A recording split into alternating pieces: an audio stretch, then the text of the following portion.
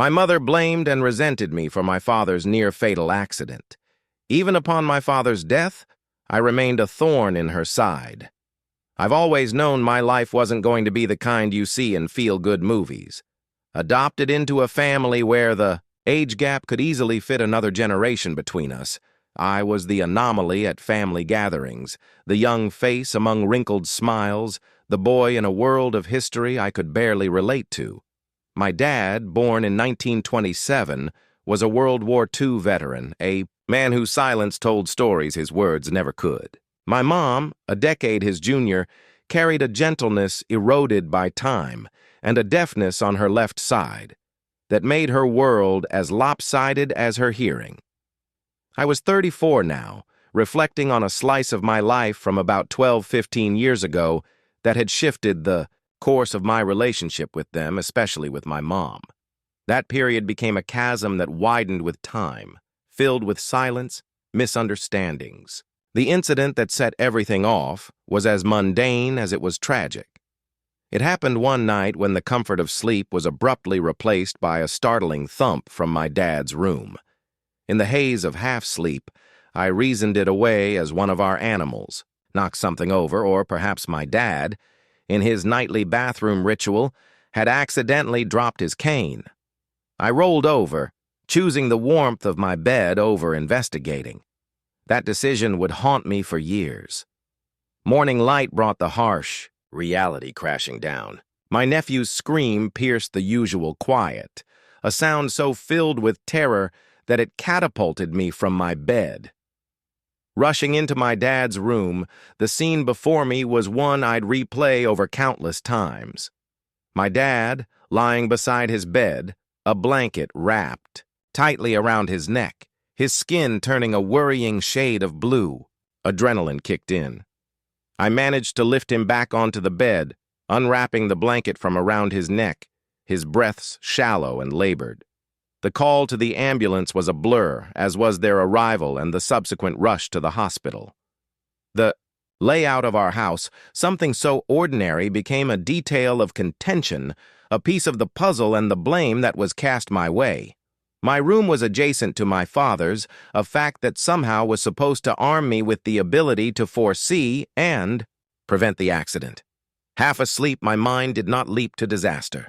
It didn't occur to me that my father could fall out of bed despite his health issues. After his third stroke, my adoptive parents made the difficult decision to sleep in separate bedrooms. His mobility was impaired, and she needed her rest to be able to care for him during the day. This arrangement, while practical, created an unintended isolation for my father. His room was upstairs, while my mother's was directly below. That night, as fate would have it, my adoptive mother was turned onto her good ear, her deaf side exposed to the ceiling, and thus to any sounds that might have come from my father's room above. She didn't hear the fall, just as I didn't. Her deafness on her left side was not something new. We had all adapted to it in various ways over the years. Yet, in the aftermath, it felt like a cruel irony that neither of us heard the one sound that mattered most. The guilt of that night weighed heavily on me. The what-ifs haunted my thoughts. What if I had been fully awake? It was as if my proximity to my father's room that night endowed me with a responsibility I was unaware I had, a guard duty I failed. Following the incident, my dad's health spiraled, leading to his admission to an old folks' home for veterans. The air in our home thickened with tension, as if every word and gesture were filtered through a lens of blame. My mother, her grief, manifesting as anger, directed her fury towards me, the convenient target for her swirling storm of emotions. It didn't matter that the fall was an accident, a tragic twist of fate that I, in my half-asleep state, could not have foreseen or prevented. In her eyes, I was the culprit.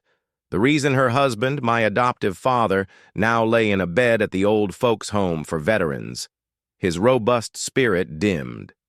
The initial conflict was a crack in the dam of our family dynamics, releasing a flood of long-suppressed frustrations and resentments. My mother's blame became the soundtrack of my life at home, a constant reminder of that night. Conversations were minefields. Each word I said weighed and found wanting, each silence loaded with accusation. The more she blamed, the more I withdrew, retreating into a shell of indifference to protect myself from the pain of her words. The moment I decided to join the army felt like the first step toward something new, a path that was entirely mine. But that dream quickly became entangled in the web of my family's expectations and my mother's fear of being left alone. My mother, wielding her grief like a weapon, saw my departure not as a young man's quest for his own path, but as abandonment. After filling out the necessary forms, ready to embark on this new journey, my mother took matters into her own hands in a way that left me stunned and betrayed. She spoke to the Army recruiter, a conversation I was not privy to, but the consequences of which I felt deeply. My mother told them I had changed my mind about joining, that I couldn't go through with it. Her words, authoritative and final, painted a picture of doubt and indecision that was entirely hers, not mine. It was a deliberate act, one rooted in her desperation to keep me close, to ensure I remained at home to take care of my father. The realization that my mother would go to such lengths to keep me anchored to home, to a role she deemed suitable, was both heartbreaking and infuriating. The betrayal of that act, her going behind my back to alter the course of my future, strained our relationship even further. It was a clear sign that my desires, my aspirations, were secondary to her need to keep the family unit intact, regardless of the cost to my own dreams and autonomy. Faced with the collapse of my plans and the unbearable atmosphere at home, I made a decision that would set the course of my life for the next few years. College, a backup plan I had never intended to use, became my lifeline. The acceptance letter from a university 200 miles away was my ticket out of the stifling environment of blame and resentment. I packed my life into a few boxes, not knowing when or if I would return, driven by a desperate need for space and a fresh start. Life away from home was a stark contrast to what I had known. College presented a world of opportunities and challenges, but the freedom it afforded came with its own set of difficulties. The shadow of my family's turmoil followed me, a cloud that darkened even the brightest days. To support myself and avoid the need to return home, I took on 2 jobs, juggling academics and work in a relentless cycle that left little room for rest or reflection. Balancing work and school wasn't easy, but it became my new normal. The campus library was a sanctuary of sorts, a place where I could lose myself among the stacks of books and the quiet hum of students studying. Here I wasn't the son blamed for his father's accident. I was just another student, trying to make ends meet and build a future. The job required meticulous attention to detail, sorting, shelving, and ensuring that the library remained a place of order and learning. It was a quiet, steady job that contrasted sharply with the chaos of my personal life. The local cafe, on the other hand, was a bustling hub of activity. Here I was a barista, a friendly face behind the counter crafting lattes and cappuccinos.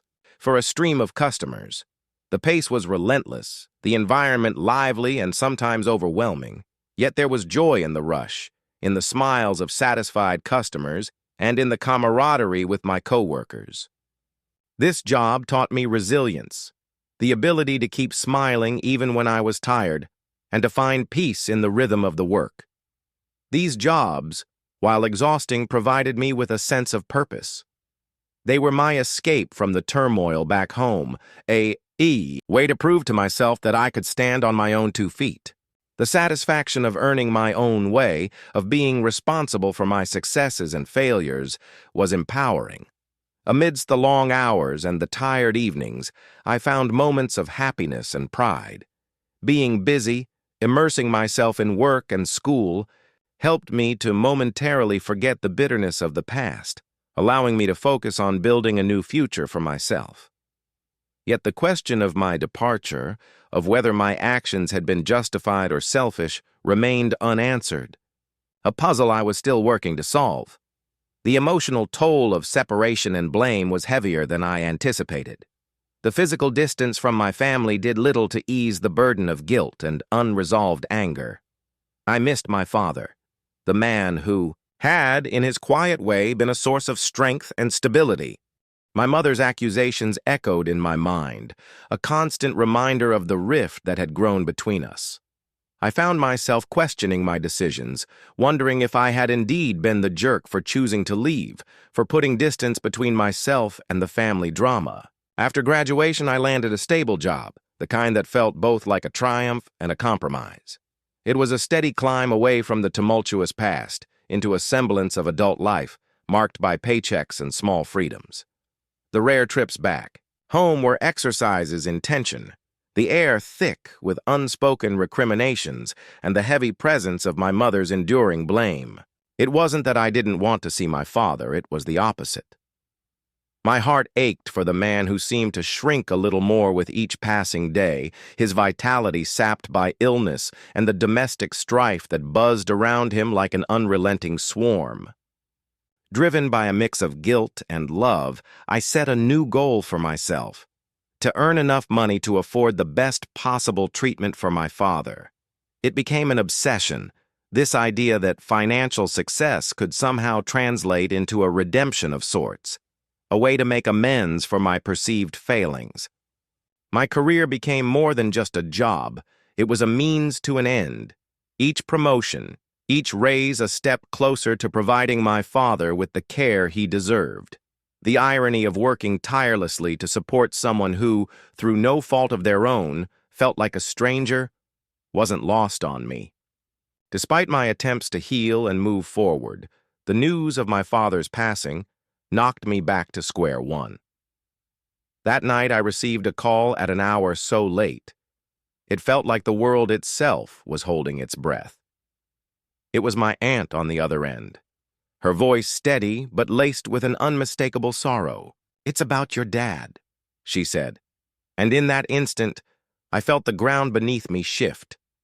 My father had passed away after a prolonged illness, an event we all saw looming on the horizon, yet hoped would somehow steer clear of our shores. I was hundreds of miles away, wrapped in the cocoon of my new life, far from the home that felt more like a battleground than a sanctuary in recent years. The pain of the news was a sharp jab to the gut, a mix of grief and guilt swirling in a tempest I couldn't contain. My relationship with my family, particularly with my mom, had been strained at best, severed at worst. Yet the finality of my father's departure cut through those tangled feelings, reminding me that beneath the resentment and misunderstandings there was love, raw, unfiltered love for the man who, though not of my blood, had been a pillar in my life. I didn't have time to pack. There was no moment to sit and ponder what to bring. The urgency of the situation propelled me forward, my actions driven by a singular need to get back as quickly as possible. The bus was the first mode of transportation I could find, a decision made not out of convenience but desperation. I boarded at dawn, the early morning light casting long shadows that mirrored the heaviness in my heart. The journey was a blur, each mile stretching on as I grappled with the reality of my father's death and the inevitable confrontation with my family. I rehearsed conversations in my head, anticipated accusations and prepared defenses, all the while battling the growing knot of sorrow for the loss of a man who had shaped so much of who I had become. Arriving at the funeral home, the gravity of the situation finally settled in. I saw him there, lying in repose, a tranquility on his face that had eluded him in his final years. My father looked at peace, a stark contrast to the turmoil raging within me. The sight of him, so still and serene, broke through the walls I had built around my heart. The grievances that once seemed insurmountable now appeared petty in the face of such profound loss. My eyes traced the lines of his face, each wrinkle a testament to the life he had lived, the battles he had fought, and the love he had given, however imperfectly. Standing before him, I was acutely aware of the finality of death, how it leaves no room for apologies, for mending fences, for saying all the things left unsaid. The weight of my unresolved feelings toward my family, my mother's harsh words, and the guilt of my perceived negligence crushed me. In that moment, I wished for nothing more than to turn back time, to relive those last days with the knowledge of their fleeting nature, to offer words of love instead of silence. My father's passing was a great loss, a void that would never be filled. Yet it also served as a stark reminder of the fragility of life and the importance of forgiveness, understanding, and compassion. As I stood there, amidst the somber faces of those who had known and loved him, I realized that holding on to anger and resentment served no purpose but to prolong the pain. In that moment, all I felt was the piercing ache of missing a man who had been more than just a father figure. He had been a guide, a confidant, and, in his own way, a source of unwavering support. Standing at the end of the somber line, I extended my hand, offering a quiet thank you to each person who had come to pay their respects to my father. The room was filled with a heavy silence, punctuated only by soft murmurs and the occasional shuffle of feet. It was a moment of closure, a final goodbye to a man who had been a constant in my life, despite our complexities and the distance that had grown between us. But that silence shattered when my mother's voice, sharp and laden with grief and accusation, pierced the air. "His death is partly due to him," she screamed, pointing a trembling finger in my direction. "He's a cruel person for ignoring his father, a selfish person for going to college and not taking care of his family." Her words, like daggers, cut through the solemn atmosphere, turning heads and drawing a collective breath from the gathered mourners. The accusation was a blow, not because it was new, but because of its public nature and the timing. It was a reopening of wounds that had never fully healed, a reminder of the years of blame and misunderstanding that had driven a wedge between us. The irony of her words wasn't lost on me. It was her initial accusations that had pushed me away, that had made me feel like an outsider in my own home. And now, as we stood together in grief, she chose to resurrect those accusations, to paint me as a villain in the eyes of those who had come to mourn my father. I felt my heart break all over again, not just for the loss of my father, but for the loss of what our family could have been. The sadness was overwhelming, a tide of emotion that threatened to pull me under. I had come to say goodbye, to find some semblance of peace in the wake of my father's passing, but instead, I was met with public condemnation from the one person whose acceptance I had longed for. The eyes of the guests were on me, some filled with sympathy, others with judgment. In that moment, I realized the futility of trying to defend myself, of trying to explain my side of the story to those who had only heard one version. The damage was done. My mother's words had painted me as the culprit, the son who had abandoned his family in their time of need. But deep down, I knew the truth. I knew the weight of the guilt I had carried, the countless times I had replayed. That night in my head, wondering if things could have been different if I had acted sooner. I also knew the pain of being pushed away, of being blamed for something beyond my control. It was a pain that had driven me to seek distance, to build a life away from the constant reminders of my supposed failures. As I stood there, amidst the whispered conversations and sideways glances, I realized that my mother's words, though hurtful, could not define me. They were a reflection of her grief, her inability to cope with the loss of her husband and the strained relationship with her son. It was a sadness that I shared, but I also knew that carrying the burden of her blame would not bring my father back, nor would it heal the rift between us. There I was, sitting on the porch of the funeral home, my tears falling silently. The weight of my mother's public accusation at the funeral had left me shattered, alone with my grief and the sting of her words. It felt as though the ground beneath me had opened up, swallowing the last remnants of what family meant to me. My aunt found me there, her presence a gentle reminder that I wasn't completely forsaken. "What's the matter?" she asked, her voice soft, a stark contrast to the harshness I had just endured inside. I couldn't hold it in any longer. The dam broke, and I told her everything. How my mother blamed me for my father's death. How she labeled me cruel and selfish in front of everyone.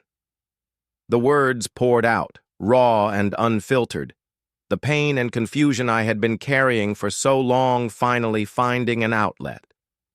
My aunt listened, quietly, her expression one of sadness and understanding. When I finished, she sighed, a sound that carried so much sorrow for her sister's actions and empathy for my situation.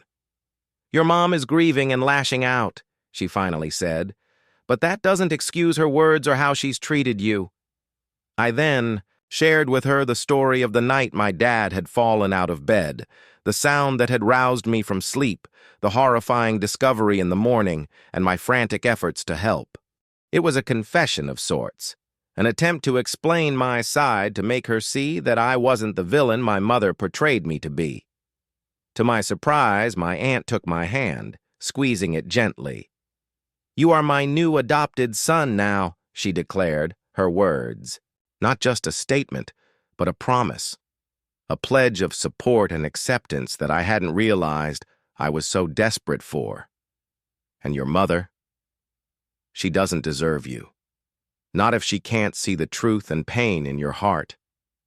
Her words were a balm to my soul, offering a sliver of solace in the midst of my turmoil. Here was family, not bound by blood or obligation, but chosen, offering me a place when I felt I had nowhere left to turn. As we sat there, the cool evening, air wrapping around us, I realized this was the beginning of a new chapter.